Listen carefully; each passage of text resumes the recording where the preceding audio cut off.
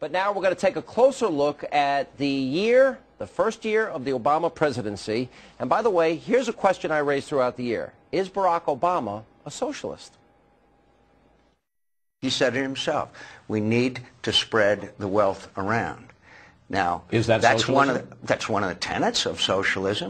And that is our headline this Tuesday night, day number 29 of Socialism You Can Believe In.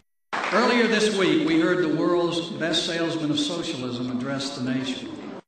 It's all one big down payment on a new American socialist experiment. And I think most Americans agree with me that is a road toward socialism. Oh, by show of hands, how many of you think that Barack Obama is a socialist? Do you think that that's a productive way to have political discourse in this country? What's wrong with the dialogue? I'm not sure what you mean by the question. The question is, do you think that that is a proper way to engage? That kind of label is loaded with intensity. You voted for Obama and you thought he's a socialist. Yeah, I didn't know. In the 1996 socialist newspaper welcoming him as a new member. He joined the Socialist Party himself, so to call him a socialist is a statement of fact. You voted for Obama and you think he's a socialist. I voted for Obama with like 51% conviction. I was really for McCain. I'm an independent, so it was. I took a leap of faith and disappointed. You wouldn't vote for him again? No. How many of you think that there's been too many radical appointments by the president? Wow, almost everybody. One other thing of controversy has come up this year, and that is, you remember the infamous beer summit. By the way, the president once suggested, a lady in an interview, why don't you have a beer with Sean Hannity? Mr. President, my offer continues throughout 2010, and in the spirit of spreading the wealth, I will pay. You remember the town halls that took place a lot this summer. One woman that made a lot of national attention was Katie Abrams, and she then became a guest on this program right here. But you may remember this from this past year. I don't believe this is just about health care.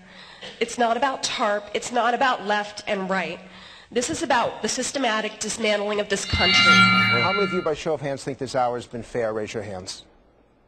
I want to show the wide shot. Almost everyone, including almost every Obama person. How many of you agree with the sentiment that you heard from the people at the town halls? Wow. How many disagree? Hands up high. Not many. 1 to 5. All right, take a look at this billboard, everyone. This says, if you value your freedom and your way of life, speak up now. God save the USA. A veteran who served this country proudly for a couple of decades is now serving up messages like this one on giant billboards. Joining us right now from Florida, Gene Gartman. Gene, why do this? Why make these billboards? Why give out this message? Well, you've got to let the people know what's going on. You know, you look around and you look at the way things are going. Actually, I think the country's going in the wrong direction. You know, you look around, you look at the arrogance of our Congress. You know, you look at Harry Reid standing up and saying, you know, the tourists in the Capitol stink. You know, that's arrogance. You know, our Congress is, they're way off base. They're out of touch with reality. They're out of touch with the American people.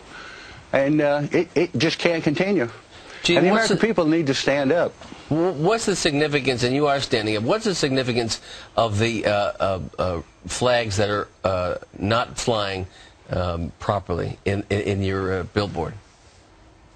Well, they're flying the flag upside down.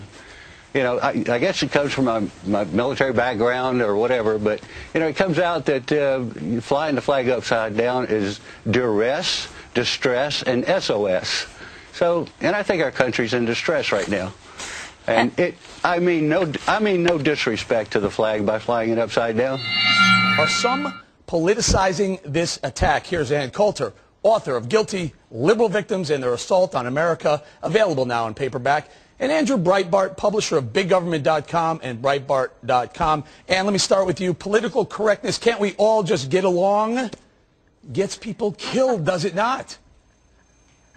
Yes, and that's why Democrats don't want us talking about their foreign policy. I mean, this is a major difference between the way the two parties approach foreign policy, as described in some detail in my book, Treason.